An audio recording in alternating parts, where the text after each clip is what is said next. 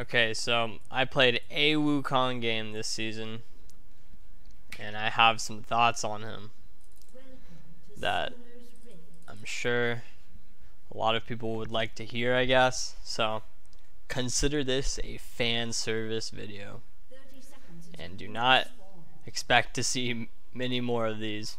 I played Wukong today because I felt like it, just out of nowhere, and I'll let you know what I think about him. So I'm going to be fast forwarding and stopping the video every now and then, in case something boring is happening or or I need to talk about something. So I stick to the logic that Wukong is a terrible character and has one of the worst lane phases in the game, top lane at least. I don't know about his mid matchups, but his top lane matchups, really bad. So hold on, I'm going to pause this and lower the music a little bit. Actually lower everything a little bit. So I'm laning versus Olaf. As you can imagine, it's terrible, especially with the Conqueror changes. He can just run you down, and I start W because starting E would do nothing, as in if I E'd to the creeps, he would run me down at level 1 and kill me. If I start Q, maybe it would like get me a CS, but he could still run me down. I started W for the pure do not get run down aspect. I think that's the right choice in this matchup. That being said, I think this matchup is unwinnable if the Olaf has hands. So we're going to pause here, and we're going to look over here. My jungler really wants this crab, but I'm playing Wukong against Olaf.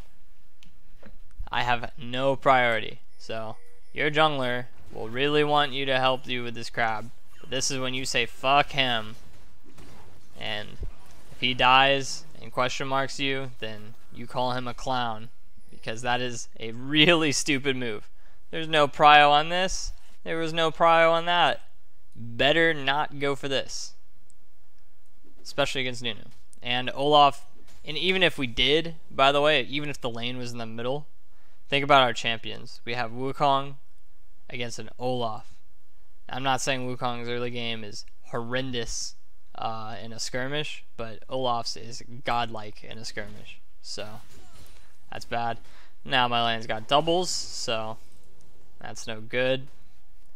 I think any player would get smacked here, and that is including me. So we're going to fast forward through the laning phase now. Unfortunately, a lot of this game is not very useful for laning tips because I didn't have much of a lane. As you can see, I did not have fun this game. Now, hold on, I'm going to go back to that. I don't know if my W is on CD. I think it was. So I don't think there was any way for me to play this better. I did what I could. W was down, and they just flashed on me and dead. So no way to counter that unless I had my W up. But it's pretty hard to play around the current stage of the game. So lane phase is going to go exactly how you think it is, and this is when I regret picking Wukong because he has the worst lane phase in the game, and it's impossible to lane as this character, especially versus early game centric characters. I didn't know if I needed to flash there, but I did because he could run me down and he has his own flash. We're going to go through this lane phase pretty fast because, like I said, not much of anything important happens here. I do manage to avoid a dive here with just W out and leave. As you can see, you're really fucked, man. Like, I'm so low HP. I'm losing all my creeps. Olaf's level 5. He's getting plates. I'm a couple creeps from 5, and he's a couple creeps from 6. He's double my CS, more than double my CS. Life is really bad right now. Life sucks. It is Doran's Blade and Boots to Gindle Gem and Phage. I am currently down 1,200 gold at the 6 minutes mark. This is when I was typing in all chat how much Wukong sucks. But a lot of this is also due to giving the Olaf red buff and an extra kill in the river when I have no priority. So this is also a little bit on jungle, but I would not win this lane phase even if that didn't happen, because Wukong cannot win lane phase against early game character. I do manage to live from his all-in here after he's 6 with the juke that everyone should know how to do on Wukong. Just fake one way, go the other. I just take the blast cone. He kind of gives up on me because I could just fuck around with him, and like maybe I'd eventually die to his flash, but he doesn't want to chase and lose the creep stop. So keeping it going.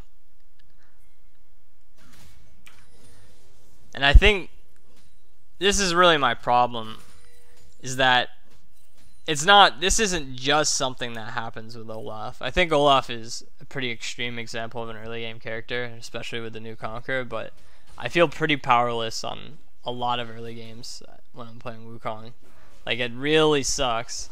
And this is my first game of the season, so I haven't tried many other strategies. I guess the only other thing I could think of is bring Conqueror yourself, but in my opinion, Conqueror sounds really not great on Wukong.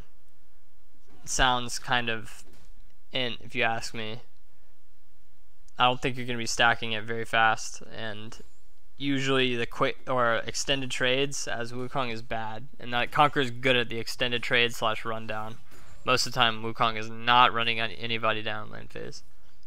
And in team fights, usually you'd be ulting, and you only get 1 stack for your ult. So you'd be at like 3 or 4 stacks max in a team fight when you do your initial combo. I don't think it'd be that great, but I could be wrong. Okay, trying to skip through the rest of the boring shit. I'm just farming my best as I can. I'm so far behind that fighting him at all would be worthless, so I'm just farming my creeps. Fortunately, bot lane's not doing so bad. If they were, this game would be over already. I managed to live through this gank and even get a new flash, or not a flash, but an ult. So not bad. I didn't even have to burn my flash, just my ult. Not too bad. I'm living, right? Like, this sucks and it's horrible, and I think that if my team wasn't doing alright, this would be instantly over. But you know, I'm wishing I didn't play Wukong here. And I think we can all agree that his worst part of the game is his lane phase. So I don't think anything important happens here. I don't know why I slow down. Let's see if we can start getting past the lane phase, start getting toward where I started doing things. I die under turret because eventually I was going to die if I made a mistake, and I did.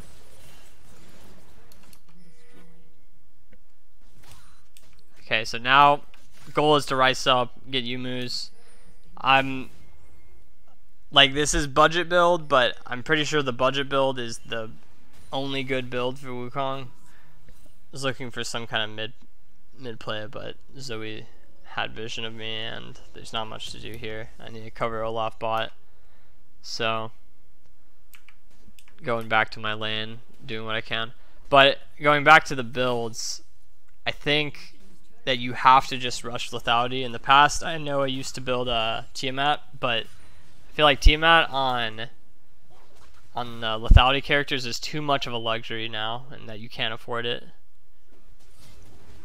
So he can get pretty close to 2v1ing us. Like, he does kill the Rammus here, but this is the first sign of life I had all game, is I didn't die in the 2v1 and we got a fat shutdown. So obviously that's really not worth it for Olaf, and I'm hating life a little less right now. In a real game, like a competitive game, that would never happen, and that's part of the reason why Wukong has high win rate in solo queue and you never see him in competitive, because a lot of the time he just takes advantage of stupid shit like that, where someone will kill themselves, or there's random skirmishes, team fights that Wukong can do well in with uncoordinated play. But in coordinated play, Wukong should be really worthless if he had a hard lane phase, because he's just too squishy and his strengths don't make up for his weaknesses, in competitive at least. I know he's good in solo queue, but I like to credit that to players that don't have hands. Because whenever I lane versus Wukong, it's the freest lane of my life, man. I love laning versus Wukong, which never happens because no one plays this character. But if I do, I'm picking any character that's decent in the meta, and I'm doing well. But here we go. Here comes the first sign of life of my champion. And I hit level 11 before the dragon fight, because if I didn't, the fight would be a lot worse.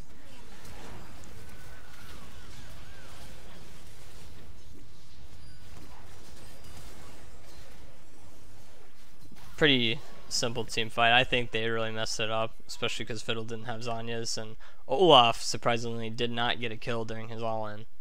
But the fact that I have 3 kills now, like, I'm not doing so bad. My CS could be a lot better, but considering the lane phase, it's not terrible.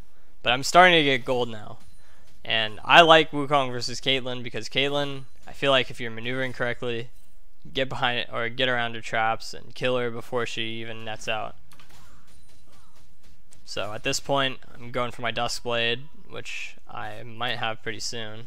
I do have it on my next base. And this, I'm actually pretty strong. After a terrible early game, I'm decently strong. Find your windows, find your TP, get the U-moves, movement speed's too insane on Wukong.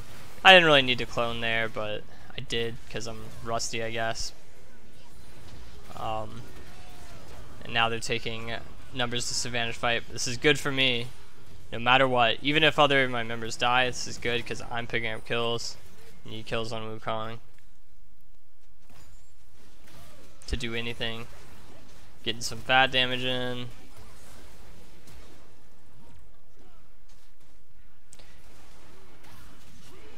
Now, I want you to think of something.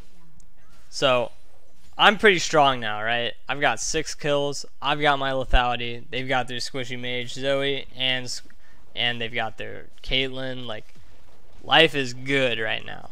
But I want to play devil's advocate for Riot as to why they can't buff Wukong, because I'm not playing in a very high elo game this game. I'm on my main, which is Challenger, but I don't know any of these players except for Adrian and top. He's on a Smurf. I don't know any of the players in my game, so I think I'm playing in like highish diamond, or maybe there's some master players that I don't know. But anyway, they can't buff Wukong's lane phase or like his current kit, because I feel like if my lane phase was any better, think about how far behind I was and how absolutely dicked I was getting. But a couple of kills and some a shutdown actually got me to the point where I can just one-shot the Caitlyn, or I almost one-shot her with basic abilities. I didn't have my ult there, which is, I guess, okay, kind of okay because I'm an assassin, but it's very hard for that Caitlyn to counterplay it. And XD. But if they made Wukong's lane phase and his basic kit just that much better, to the point where he can start beating early game characters, or even like let's say Wukong could beat Urgot or something like that. Of course, I'm talking about pre-Urgot nerfs. Like if Wukong was as good as Urgot's laning phase or something like that, his champion would be unbelievable, because he has so little counterplay to his current kit that giving him real abilities in a real laning phase would make him like the best character in the game. And that's how I feel about Malphite too. Malphite has some dog-ass basic abilities, but if they were any better, he'd probably be one of the best champions in the game with his current iteration of ult. So I look for an all-in on this Zoe, which was really dumb because I didn't have ult. The only outplay I could have done there was if I had flashed the Zoe E and then looked for her, but I should not be going for that at all because he had a ghost, and that would just make him able to kite me out even if I flashed. So, stupid play, but I got a little hypey because I got some kills. So now they're going for the team fight. I'm dead, but while this is going on, actually I'm going to speed this up. pretty close fight. I start getting up. The fight is still close, but since I'm coming, I don't have TP. I don't know what their vision's like, but at this point, you just kind of have to go ham, no matter what the situation is. This is why movement speed's overpowered. I've been running at like 500 MS getting into that fight. I've got my Relentless Hunter, I've got my Yumus, I've got my Time Warp tonic ticking before I entered the fight. I'm moving at really high speed. And even if they see me coming, it's too late for them to do anything if I'm already in their vision. And that is why movement speed is so important on this character. Get your Time Warp tonic, get your Relentless Hunter, and get your Yumus. If you're moving at 550 MS, even if they see you, the counterplay is not there unless they have flash.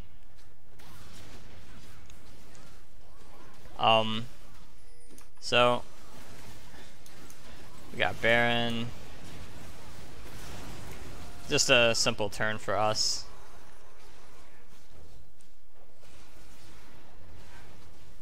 And then over here, I don't like Wukong inside Baron Pit. I think it's pretty bad, especially with their fiddle. So instead I opt for the full chunk on him. So he instantly dies as they enter the pit. We're doing a little int here, but it's alright. Because I'm pretty fed. I'm able to get the Zoe flash, even though I don't think he needed to, since I'm running him. Get the kill on Nunu, and God bless we got the Baron.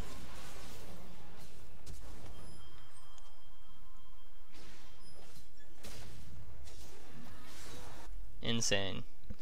So the game is even, and by even I mean still a little bit ahead for the enemy team, but the counterplay doesn't exist for Zoe, and especially Caitlyn right now against me and Vlad as ridiculous team fighters. And I would normally think in a normal game, if you had coordinated players, I don't think Wukong would be that great here either, because it would be Fiddle on duty to fear me and keep tabs on me. Like if I ever go on a side or a flank, he would be there to fear me.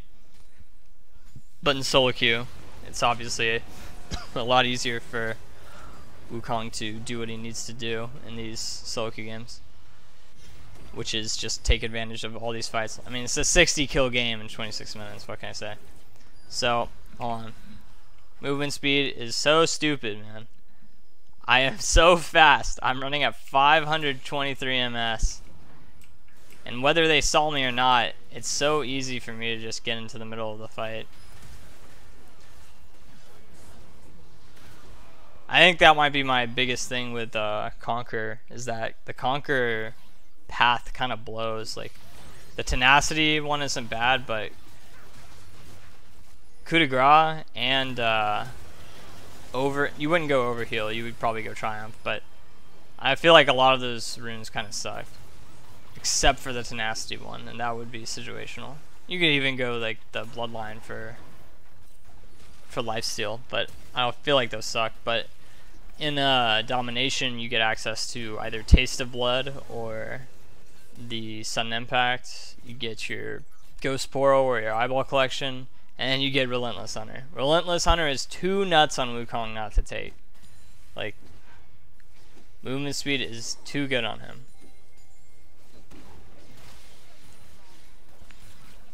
So, I don't think too much more happens this game that's worth talking about. And then I'll end the video with just some general thoughts on the champion. So, it's a one shot for me on the Fiddlesticks. I know I'm not really slowing any of these down. I don't know if any of you want to watch the combos, but it's some Wukong combos. Even my video, my Wukong videos from like 4 years ago, the same exact combos I'm doing now, since the champion hasn't changed at all. I wonder how this ended. Okay, actually, this team fight is decently important to talk about. So, I thought this was pretty doomed situation for us, but they split off from their carries here. So, these guys can go mess around with their front line, but these two are terrified of the Wukong.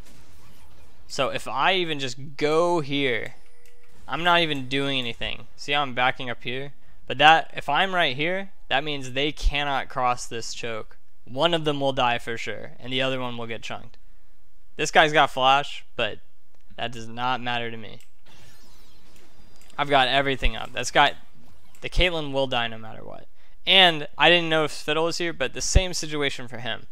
This would be a perfect angle for Fiddlesticks, but I'm blocking out the path, and my champion is too stupid right now with my full lethality against a bunch of squishy characters in the backline.